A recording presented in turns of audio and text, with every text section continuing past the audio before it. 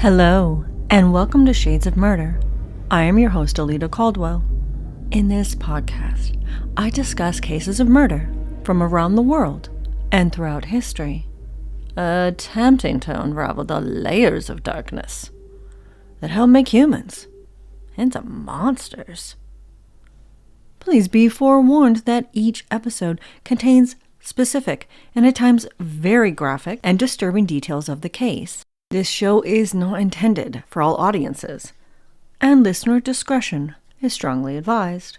Prior to the confession made in the murder of Karen Sprinker, there had not been enough probable cause for a search warrant to be issued of his residence, garage, or any other known items. What a lot of people in society are not aware of is that in order to secure the integrity of what is collected during a search, and therefore admission of evidence during a trial, is that specific items, evidence, areas, and persons, when applicable, must be listed. This is critical to uphold an individual's Fourth Amendment rights concerning search and seizure, and search warrants can't list general or overly broad categories, because this opens up for the possibility of a police fishing expedition.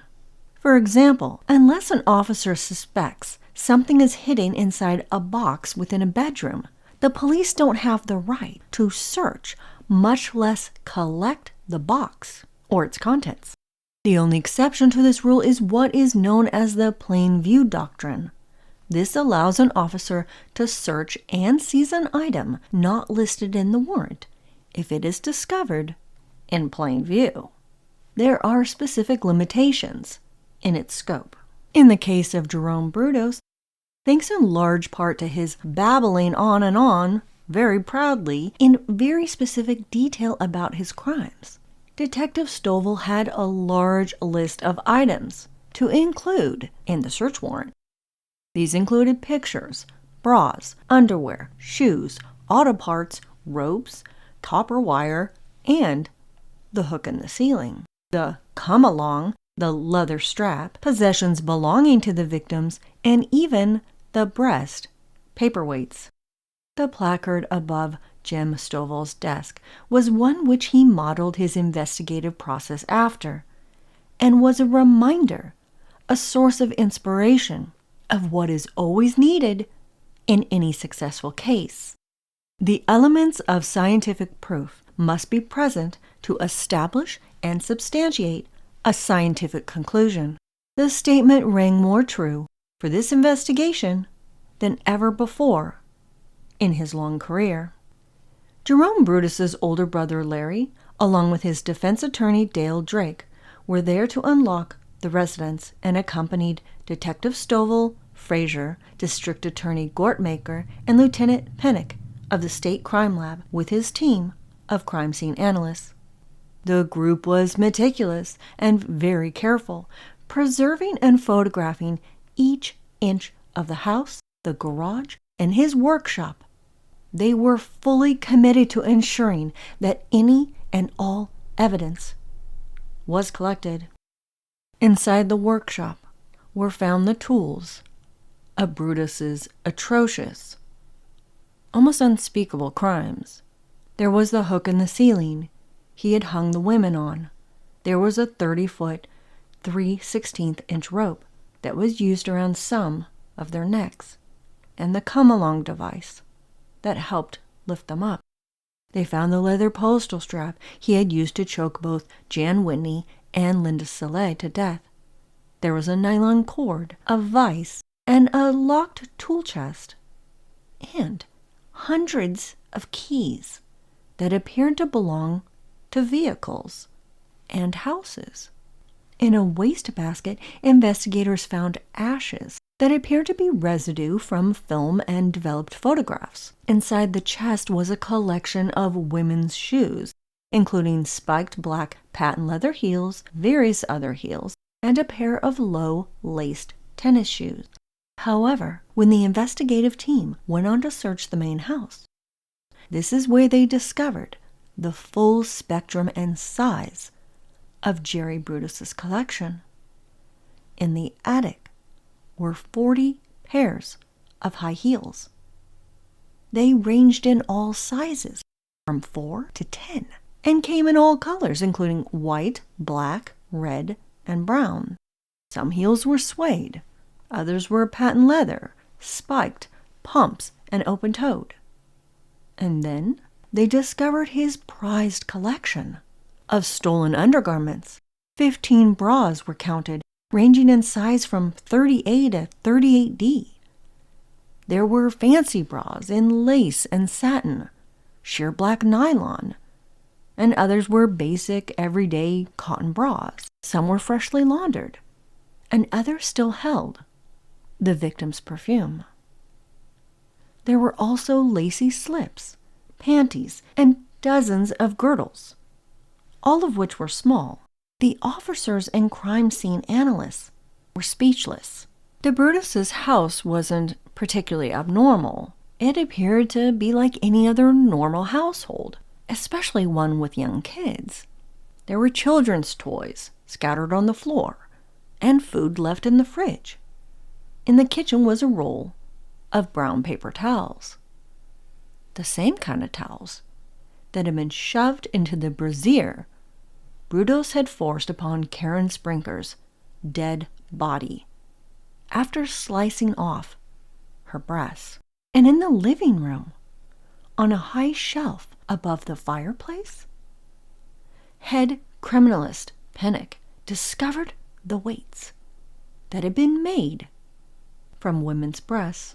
On the same shelf, they found pictures, photos of Jerry Brudos wearing a long black slip. The men returned to his workshop for a second look around. On a bench in a dimly lit area of his shop was another breast paperweight. This one was much smaller than the much fleshier one that had been found above the fireplace. They both looked too realistic to not be. Detectives decided to open the locked toolbox. In the upper right-hand drawer was a thick packet of photographs. They were black and white, taken of his victims, Jan Whitney and Karen Sprinker. 2 young, helpless women who had been forced to fulfill the sexual fantasies of their evil captor. Another image was found. This one was of a woman nude and suspended on the hook at the ceiling. The woman's face was covered by a black hood, but she was later identified as Jan Susan Whitney. The images of Karen Sprinker, in many respects, were the very worst, because she had been forced to endure his sadistic pleasures while still alive. There was a huge collection of her in various clothing, and some none at all. None of the items belonged to Karen. Brudos had forced her to play dress up for him over and over and over again before he killed her, and then desecrated and mutilated her body. But it was her expression in the photos that impacted the officers and the others the most. Her eyes were blank, empty, dead, as if she had given herself over to the darkness that had come for her. The men in the room were silent.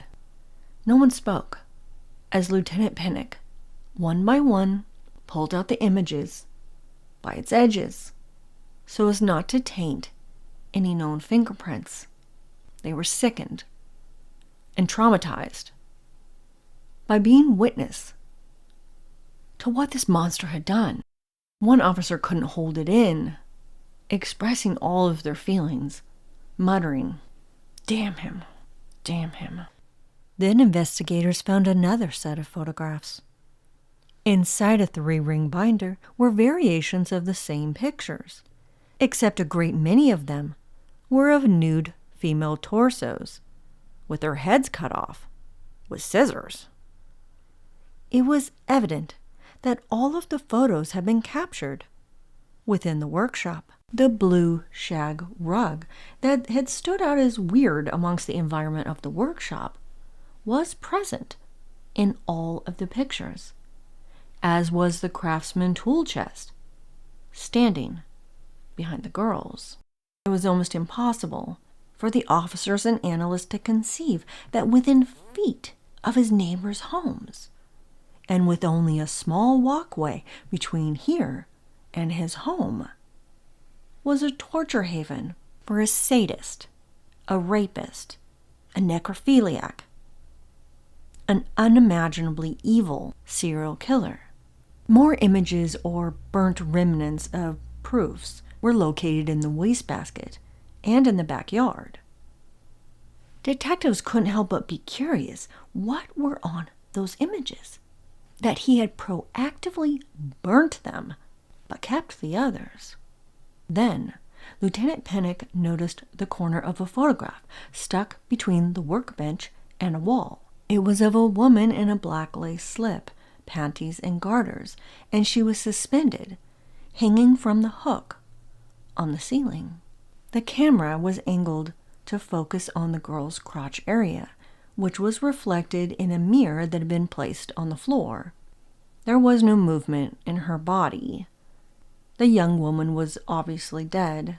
The detectives and team of analysts were horrified when they saw that she wasn't alone in the image. The monster had been captured in the mirror, staring in ecstasy at his own creation. It was obvious that this image didn't make it to the trash bin to be burnt like the others.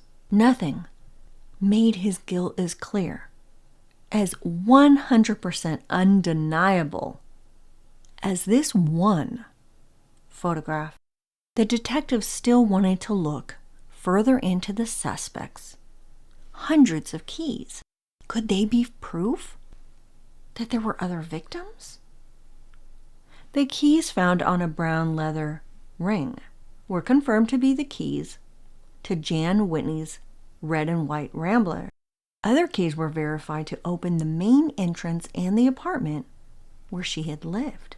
Officers interviewed his friend Ned Rawls, who worked on several cars with Jerry Brudos. He specifically remembered an engine head from an early 1969 GM model. It had several bad valves on it, which he gave detailed information to Lieutenant Pennock, where the flaws would be located on the particular engine head. When the grease covering was removed from the engine head that officers had in evidence storage, it matched the exact area Ned Rawls had described. Within a week of being charged with first-degree murder of Karen Elena Sprinker, Jerome Henry Brudos would now be charged with the murders of both Jan Susan Whitney and Linda Dawn Soleil. Salem attorney George Roten joined Jerry Brudos's defense counsel, and when they learned of what would be known as the picture, that portrayal of an enthusiastic murderer at the death scene, they promptly changed tactics. Jerome Brudos would submit a not guilty plea and not guilty by insanity plea when asked by Judge Sloper how he pleaded to the murder of Karen Elena Sprinker. But was he insane under the law as determined by the McNaughton rule? Did Jerome Brudos understand what he did was wrong at the time of the offense, or was he suffering from a mental condition that prevented his understanding of the difference, and thus was incapable of distinguishing what was morally right and wrong? A basic approach to establishing that a defendant was not insane at the time of the offense is for the prosecution to present evidence showing steps of premeditation and steps to conceal the crime, both of which there was ample evidence that Jerome Brudos had done. However, the sick depravity of his crimes was beyond heinous and disturbing to the degree that it was difficult to doubt he wasn't mentally ill. Jerome Brudos had been determined as a teenager, when he was a charged deviant sexual predator, to not be a serious threat to society. They had been deadly wrong with their psychological assessment of the young man, whose crimes grew to such monstrous proportions that almost no one could grasp. Jerome Brudos would be closely examined by 7 different psychiatrists. They observed many conflicting behaviors around the defendant. When they entered the room, he couldn't sit still. He acted agitated, pent up with tension, and would frequently rise up and down from his chair and pace around the room. The man's fingernails were terribly chewed up, as if he was a nerve-wrecked teenager. Jerome Brudos described himself as being a loner, but he was very chatty, even witty at times. He exhibited signs of grandiosity. He was immature and included unnecessary details in his answers, perhaps in an attempt to avoid discussions of any real issues. During one session, Jerome Brudos said he was a good guy, the kind of guy who would give the shirt off his back if need be. But then only a few minutes later, he told the doctor that he acts the way he does because everyone takes advantage of him. It was clear to all 7 mental health professionals that he held no remorse or regret for his crimes. When he discussed the killings, he never expressed any emotion, much less empathy for the victims, and treated them as if they were negligible. They didn't mean anything at all to him. When he discussed his childhood, he had trouble connecting events with time. It was obvious that he had a childhood not worth remembering. He pretended to have blocked it out. But he didn't hide his deep resentment and boiling hatred for his mother. That hatred was the key to all of his horrendous actions that had been committed against females. The doctors all attested to how much he hated her and women, all women, except for his wife, Darcy. He confessed that the only thing that was wrong with Darcy is that she wouldn't dress up like other women, which made him feel sorry for himself. They watched and listened as this man who had killed 4 young women and described the horrific murders and torture in precise, emotionless terms, cry when he talked about how his wife Darcy made him feel bad. When asked by psychiatrists what kind of person you are, Jerome Brudos declared, "I don't like to be told what to do. I live in a world full of people, but I feel all alone. I don't know if I knew right from wrong at the time of the deaths of those girls, but I know I didn't think about it. The thing that bothers me most right now is that I'm stuck here." Jerome Brudos then requested to be treated at a hospital, telling the doctors that he was confident he could become a positive member of society and continue to raise his children. Only when it fit his needs was Jerome Brudos ever willing to receive mental health treatment. His brain was tested to determine if his vile sexual fantasies were a result of brain damage or some other kind of impairment. They were not. There was nothing abnormal in his brain function. His intelligence and cognitive development were also tested, and they indicated to be above average intelligence. All 7 mental health care professionals deemed him as not insane. Jerome Henry Brudos was not diagnosed as being psychotic, but now psychopathy is an entirely different story. Dr. Guy Pavaresh, for the defense, presented this evaluation for the defense. This was submitted to Brudos' attorneys. In psychiatric examination, he was obviously anxious, agitated, and depressed. He cried frequently, saying he was sick and that he could not have help.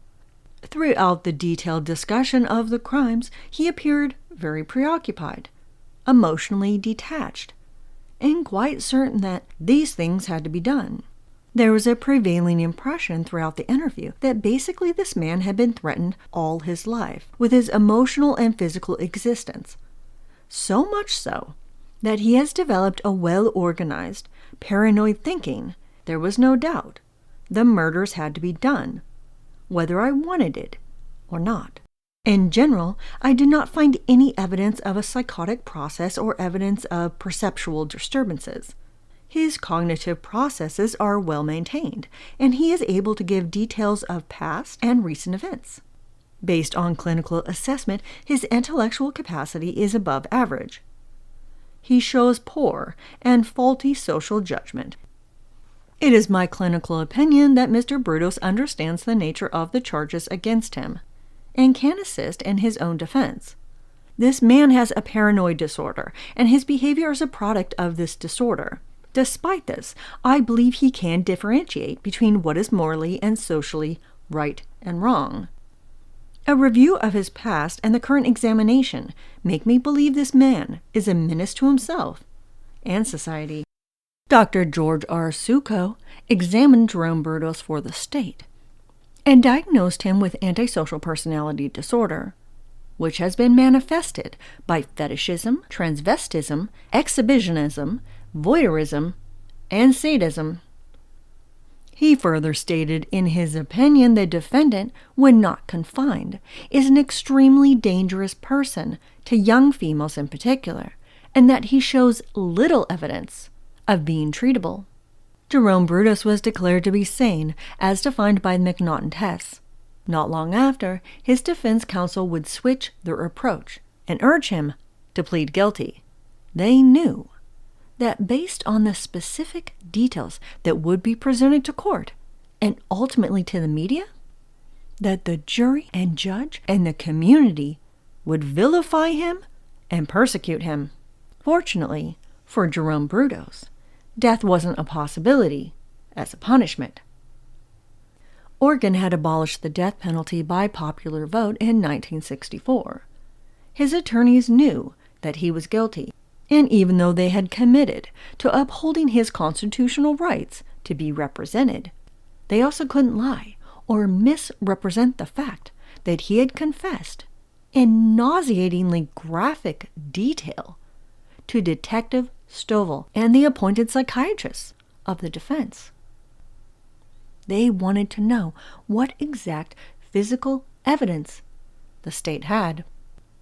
Defense attorneys Drake and Roden went to the evidence room, but they were not prepared for what was laid out before them. The pictures, the breast molds, the leather postal strap, the stolen shoes and lingerie, the nylon cords and ropes. All that was left was for Jerome Brudos to avoid a trial and plead guilty. He decided to follow his lawyer's advice, but Brudos wanted to see his wife, Darcy, one last time. Darcy Brudos remained over the months since her husband had been arrested to be in shock and denial. She ended up living with a cousin of hers while her children stayed with their grandparents, since she couldn't afford the rent on their house and she really couldn't imagine living there any longer. She claimed to not know anything. Darcy Brudos spoke to psychiatrists about her husband being strange, and that over time she had grown afraid of him. Yet she went to see her husband in jail more than a few times, and even brought their 2 young children along. The papers described how he had killed women in his workshop. Yet she claimed to not know anything. On June 27, 1969, Jerome Henry Brudos did the unthinkable. He listened to someone else's wisdom and allowed himself to relinquish control and be directed by his attorneys. It is unknown why, at the end of the day, he decided to plead guilty and avoid a trial. Maybe it was as simple as he didn't want his wife and the kids and the entire courtroom to hear about the horrifying, disgusting details of his crimes. He didn't want to be perceived as an evil villain, a monster, barely a human being at all. He doesn't want anyone to make him feel bad about himself. Jerome Brudos clearly didn't care about doing the right thing by the women whom he had brutally murdered and whose bodies he had desecrated. It wasn't about them. It was always about him. And when he made his plea of guilty for the murders of Karen Elena Sprinker, Jan Susan Whitney, and Linda Dawn Soleil, he appeared to be pleased with himself. He stood proudly when it was acknowledged that he was too intelligent and too sane to plead otherwise. It was, of course, his shining moment. Now everyone knew he was smart and capable. He admitted to the deliberate and premeditated killing of each girl, describing how he ended their life. Under the law, a convicted defendant has 48 hours to wait until their sentence is read. Brudos waived this right and requested that his punishment be read immediately. Jerome Henry Brudos was sentenced to an indeterminate period of time, with a maximum period being the remainder of his natural life, for each of his 3 victims to be served consecutively, meaning one after the other. However, in Oregon, even someone who was sentenced to life could be out in as little as 12 years with good behavior. The likelihood of that was very low in this case, since he had been given 3 life sentences. Jerome Brudos would be 66 years old at the minimum when he would be first allowed to apply for parole. He was promptly remanded into the custody of the Oregon State Penitentiary. It is important to note that Linda Slauson was killed in a different jurisdiction than Karen, Linda Soleil, and Jan were. So at this point, if she would ever receive justice was unknown. In only 90 days, this amazing, dedicated team of investigators had done what is almost unheard of. The detectives had identified and tracked down their suspect, placed him under arrest, and the killer had received his penalty, all in 3 months. It was an incredible feat for law enforcement to have accomplished. If only there were more examples of such swift justice today. Instead, justice seems to lag forever between charges made against a defendant to the sentencing. Sometimes it takes several years. Tragically, it would turn out that even though Jerome Henry Brudos had confessed to her abduction, murder, and disposal of her body into the Willamette River, Linda Catherine K. Slauson never received justice. Brudos had initially been charged with her murder, but since her remains were never recovered, nor was there any physical evidence found to directly link him to her murder, the prosecution ended up dropping the charges. The nightmare was finally behind everyone involved, especially the investigators and the victims' families. In true Jerome Brudos fashion, though, once he was placed in prison, he began to realize how unfair he had been treated, the way everyone had always treated him throughout his entire existence. While her husband was being sentenced for life for the savage murders of 3 young women, Darcy Brudos remained dependent upon her relatives. She didn't have a job. She lived with her cousin while her kids still stayed with her parents, and most of her possessions had been collected as evidence. On July 1st, she attempted to strive for some independence by applying for welfare. She would be able to live with her children again. Darcy Brudos knew that she couldn't stay married to Jerome any longer. He would never be coming home, at least not for decades, and she was beginning to believe all of the horrible things he had confessed to doing. The media and the community were disappointed that Brudos had accepted a plea and there wouldn't be a trial. They felt cheated by not being able to witness this evil man be ripped apart in court. and be fully exposed for the monster he was. And then there was Darcy Brudos, the wife of this monster, whom some believed it was impossible for her not to know something was going on. It seemed unbelievable that a woman was so dependent, so submissive and obedient to her husband that she was totally clueless as to what he had done. The general belief by the public was that she and her serial killer husband engaged in kinky sex, and whose bizarre sexual fantasies ultimately demanded other female participants. The evidence also indicated her involvement.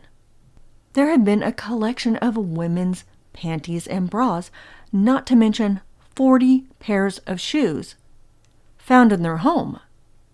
Even more shocking was the breast paperweight that was discovered on the fireplace mantel. It wasn't logical to think Darcy Brudos would ignore such items and not ask questions, unless she was also involved in his crimes. What about the children? How could she have allowed him to be around their kids? No one believed that the complete story had been told. Vicious gossip and rumors would manifest themselves into tips made to the Salem Police Department and Oregon's Children Protection Services. Detective Stovall never believed that Darcy Brudos was involved. During his interviews with Brudos, he had shown a side when talking about Darcy that was radically different from how he viewed all other females. He placed his wife Darcy upon a pedestal of sorts. He acted gentle and protective toward his wife. Detective Stovall believed that Darcy was a scared, naive, and timid wife, although there were photographs in which she was nude, wearing the same black patent leather heels he had forced Karen Sprinker to wear.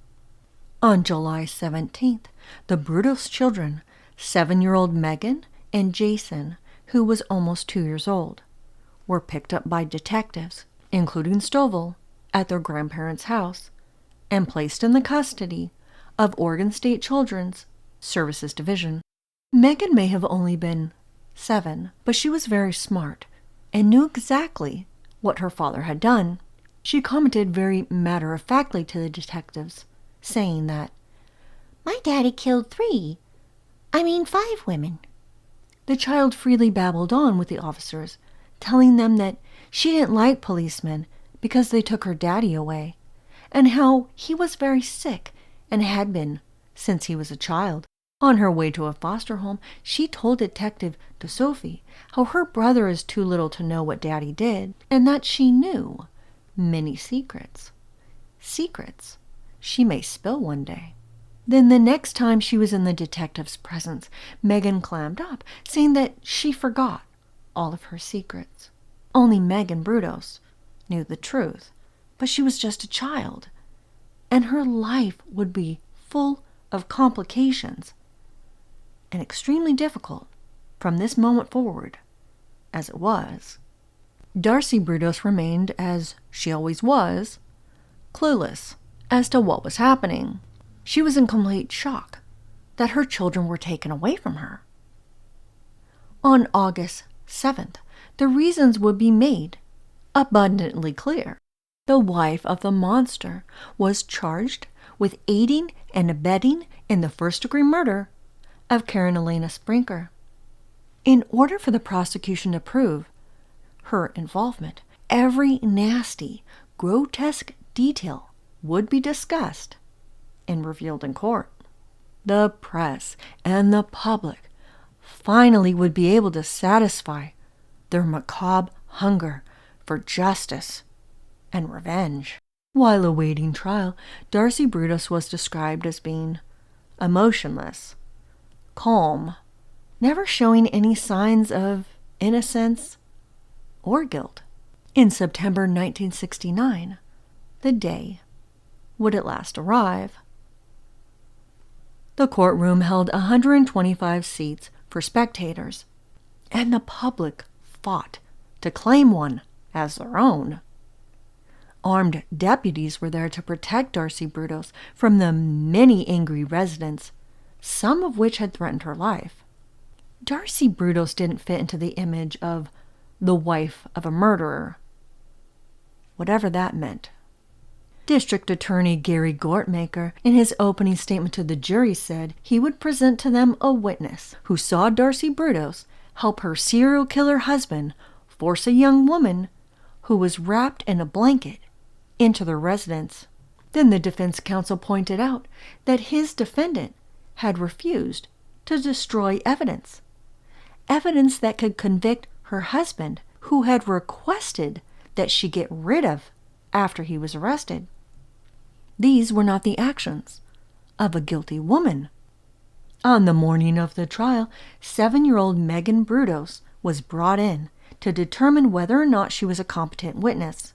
Children under the age of 10 in the court as witnesses are always handled with great scrutiny. Children are often not mature enough to be able to relay facts, so their testimony isn't perceived as being reliable, not to mention the unnecessary trauma they are put through. Judge Hay addressed the child, asking her simple, basic questions about telling the truth and her grades in school. Both the state and the defense refrained from asking Megan Brudos any questions, and the child was accepted as a potential witness against her mother. It was observed in the courtroom how both Megan and Darcy sobbed when they saw one another. The defense team had attempted to keep the mass amounts of evidence that detectives had collected out of the trial, but the judge allowed the admission of 2,000 pieces. Lieutenant Pennock of the State Crime Lab testified as to removing the clothing from Karen Sprinker's badly decomposed corpse. When he opened the seal that held her rotting clothes, the terrible stench permeated the courtroom. The smell was so strong and stubborn that it would take the removal, stripping, and revarnishing of the benches to get rid of it.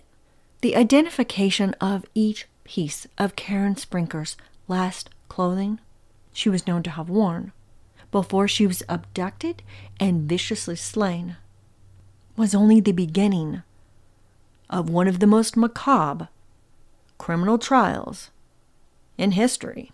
Lieutenant Pennock was asked whether he found anything inside the black brassiere that Karen was dressed in. The circus-like atmosphere of the spectators changed to shocks of horror when he revealed that there were wadded up paper towels in the bra cups, and how the autopsy revealed Karen Sprinker's breasts had been removed. Then, the macabre parade of shoes were brought in. All of them were high heels, except for the low laced-up tennis shoes that were identified as Karen Sprinker's. Next was the enormous box of women's bras, slips, girdles, and underwear Jerome Brudos had collected throughout his life. The evidence only continued to escalate. Pictures were given to Lieutenant Pennock to identify, then passed around the jury, and then handed over to Darcy's defense team. The images were beyond horrific, beyond disturbing. There was an image of a woman hanging from a hook, motionless in death, with a black hood covering her face. Then the picture of Karen Sprinker wearing panties and black patent leather pumps with a glazed-over terror present in her eyes. The binder of pages upon pages of naked female torsos, their faces and therefore their identities ripped away with scissors. Images of her husband were also shared with the courtroom, dressed in a black slip, stockings, and heels, posing for the camera.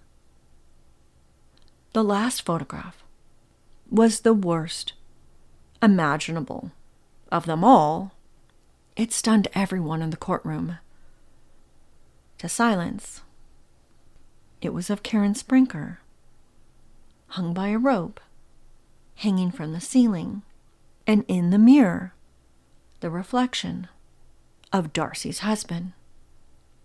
He wore a lustful, terrifying expression across his face that was completely unaware that it had been captured. It wasn't over yet. Lieutenant Pennock was now holding in his hand the breast-molded paperweight. When he was asked where this item was found, he stated that it was in the defendant's home, on a shelf above the fireplace. The faces of the jury looked nauseated and gray, as if they couldn't handle one more piece of evidence. Fortunately for them, that was the last piece of the state's. Edna Beecham was a friendly sister to one of Darcy Brudos' neighbors. They had coffee together a few times at Darcy's house, and she had never had any issues with her or the neighbor. Edna Beecham testified for the state.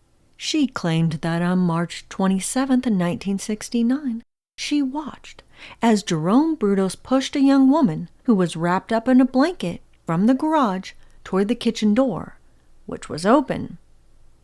There were 3 cement steps that ascended to the porch. Darcy Brudos was waiting there. She claimed that the woman inside the blanket began to jerk around in an attempt to escape, but Darcy helped her husband force the person inside their house. Next came Edna Beecham's cross-examination.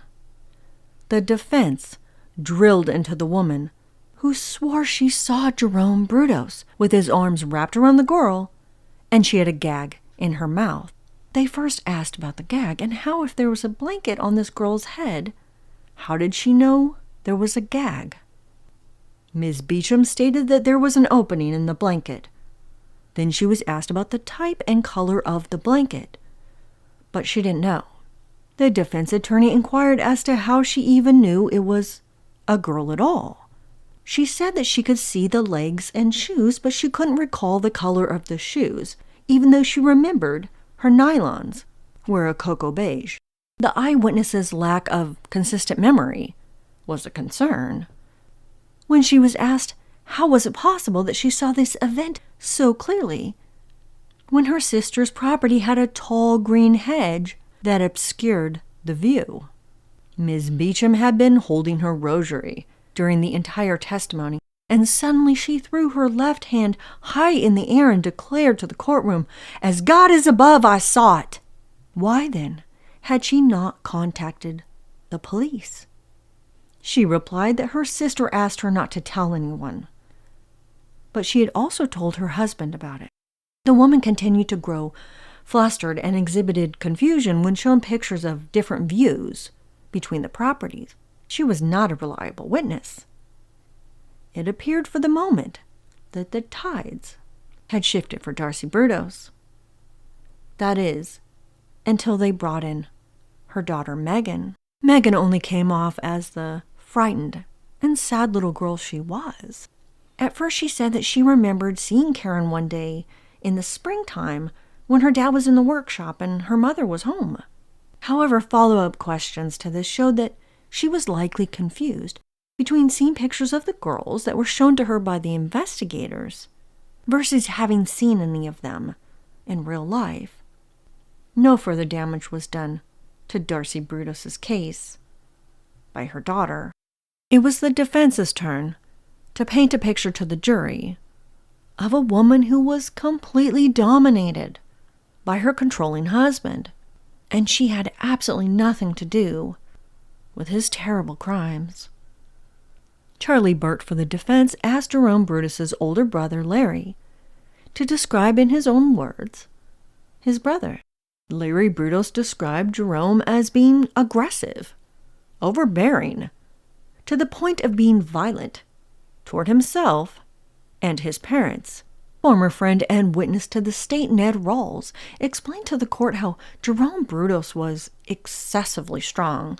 He could lift a 300-pound refrigerator and engine heads on his own without barely breaking a sweat.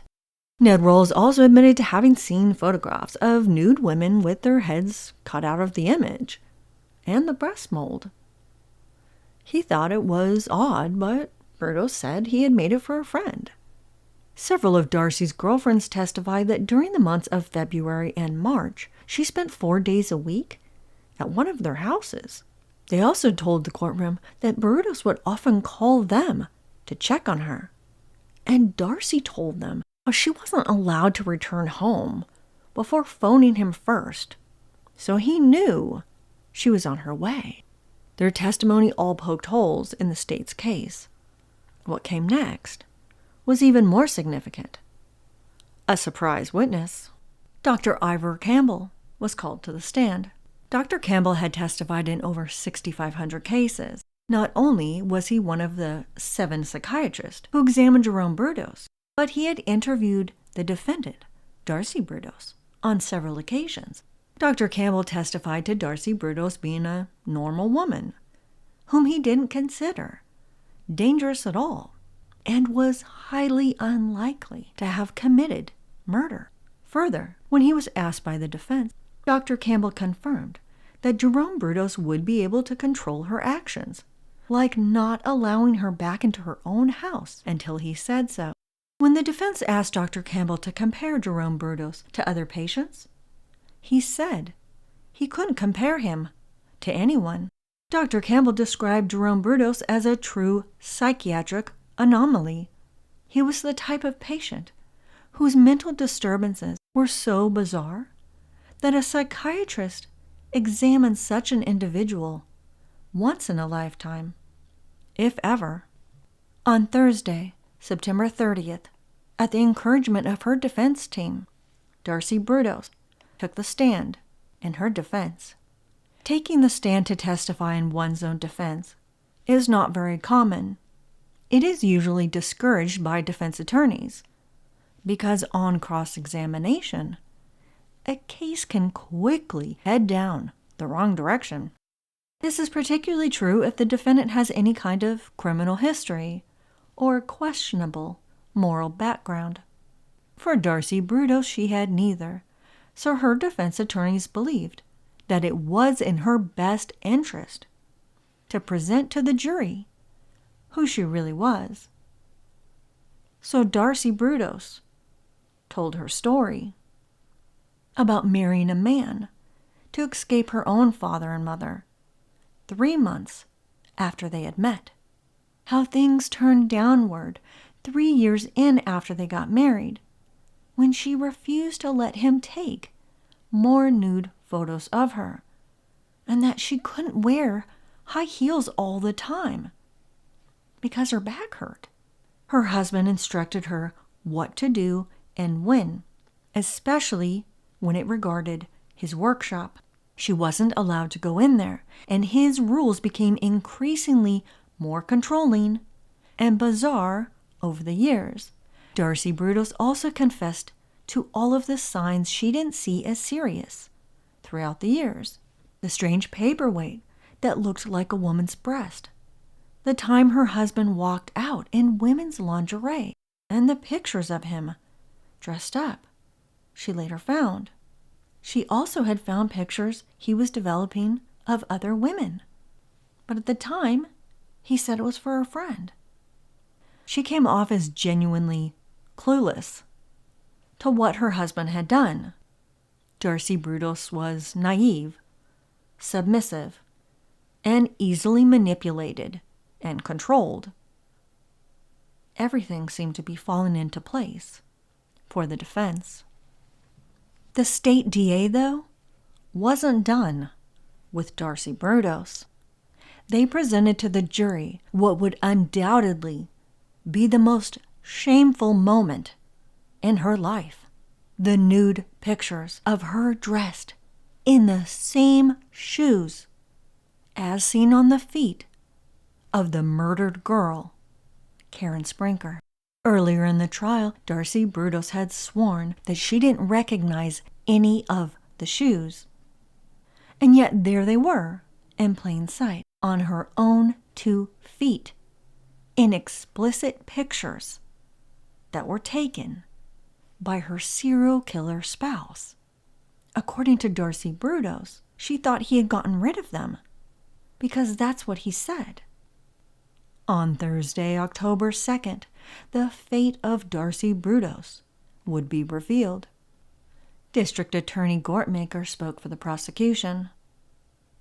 In his closing statement, he depicted the defendant as a morally impaired woman, a woman who of her own free will helped torture and murder an innocent young woman, and then helped her serial killer husband assist in the disposal of her body. When it was the defense's turn, defense attorney Burt addressed the jury with a well-known poem. Lizzie Borden took an axe, gave her father 40 whacks. When she had seen what she had done, she gave her mother 41. The infamous poem tells the story of the young woman who had been accused in the 1800s of killing her parents. That she was acquitted by a jury seemed to be lost in history. Instead, society's obsession with gruesome and bizarre deaths, especially murder, changed the narrative of the case, turning it into folklore, in which she was the killer.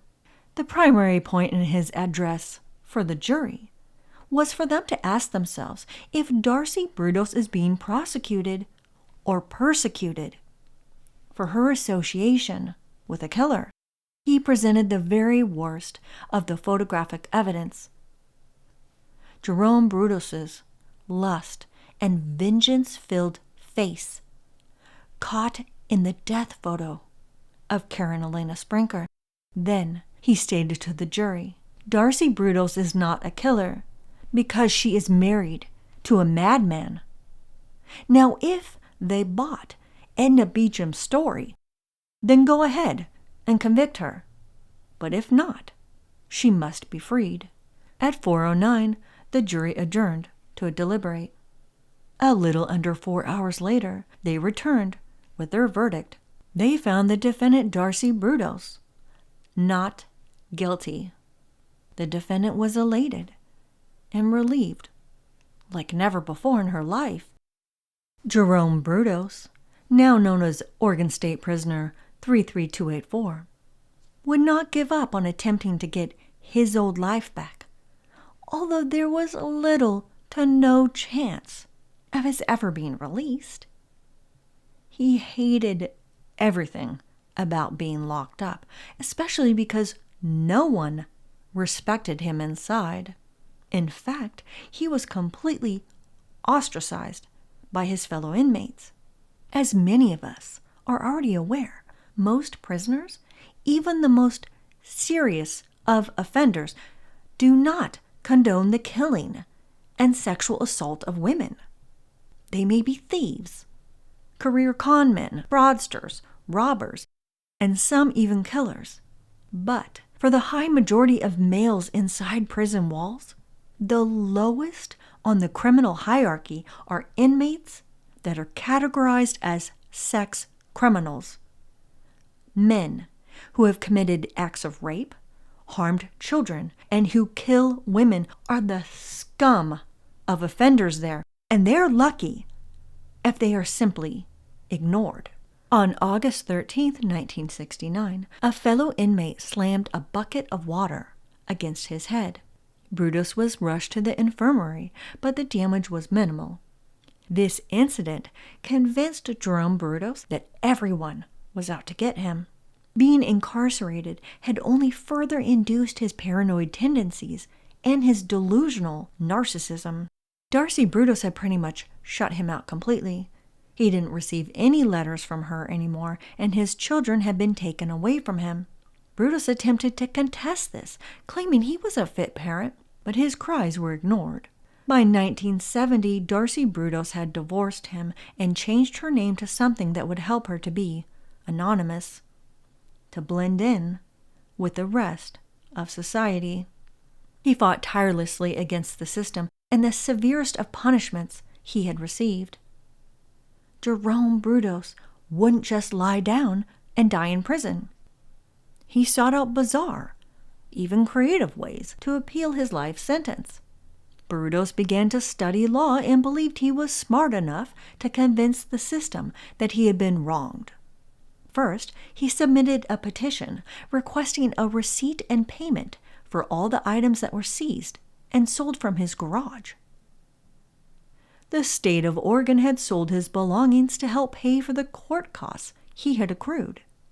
Brudos next recanted his admission of guilt, even going so far to claim that the photographs, in particular of the one in which he is shown with a repulsive state of lust on his face, while a young woman is hanging dead in his workshop, was fake. They had been manufactured to look like it was Jerome Brudos, when it wasn't. To add to the ludicrousness of his petitions and writs, they were handwritten by him, and chock full of spelling and grammatical errors. Brudos also said that he was threatened to confess to Jan Whitney and Linda Slauson's murders, even though there were no bodies. But in late summer of 1970, along the Willamette River, a group of people picnicking below the Independence Bridge spotted something gross-looking caught up in the branches near the shore. They thought it was a lamb's carcass, but it wasn't a lamb at all, but a body part from a human being. Dental records would later identify the remains as belonging to Jan Susan Whitney. Karma seemed to touch upon Jerome Brudos' existence while in jail. He was deemed a suicide risk, so his bedding was taken away from him each night. And since he believed someone was trying to poison him, he was given his food separately from the rest of the prisoners. In response, Brudos attempted to claim that the prison was treating him unfairly. There are also records that indicated he was a frequent visitor to the infirmary, but the details were cryptic. On January 1st, 1971, Brudos was treated for rectal bleeding, but no other details were provided. His neck was broken that same year, with the only information in the medical record stating that he had fractured his C5. He was placed in a body cast. Brudos also constantly complained about suffering from migraines, depression, heart palpitations, and anything and everything the man could whine about. In 1972, his desperation for an appeal reached a new level of cruelty and delusion.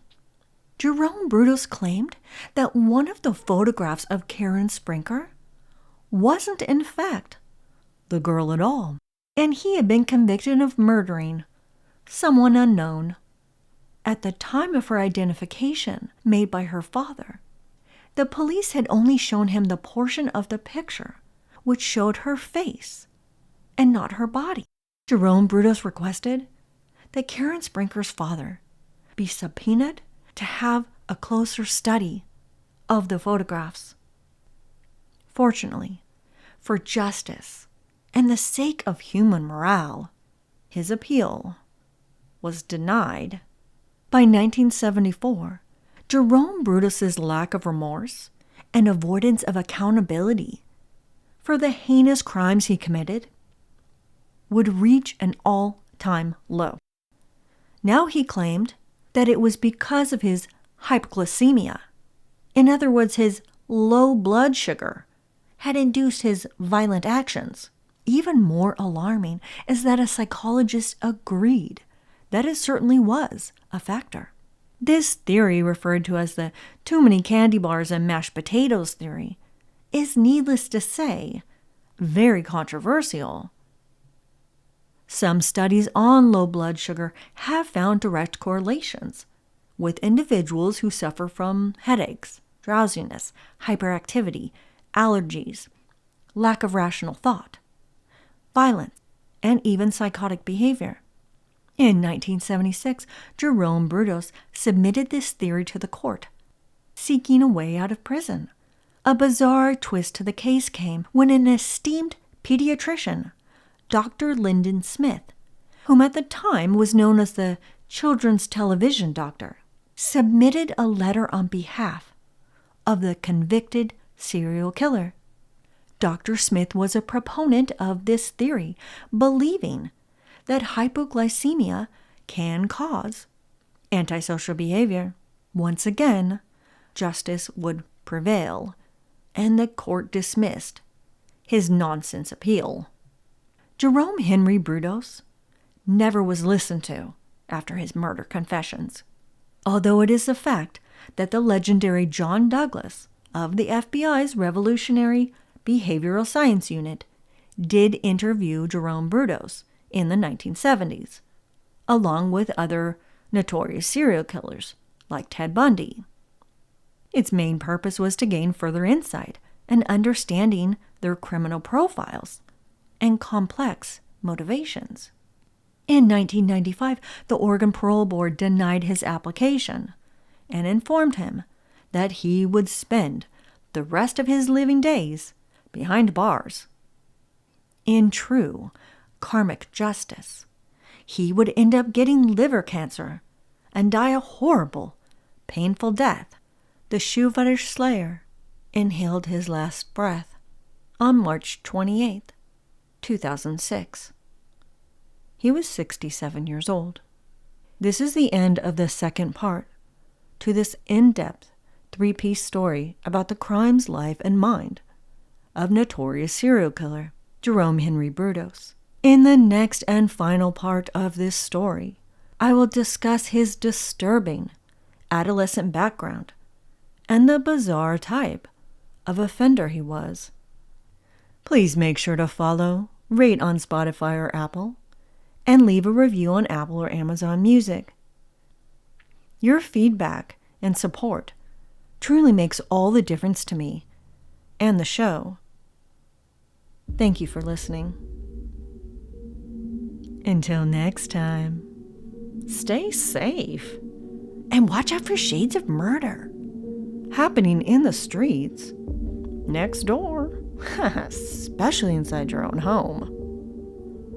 Shades of Murder is created, researched, written, and edited by Alita Caldwell.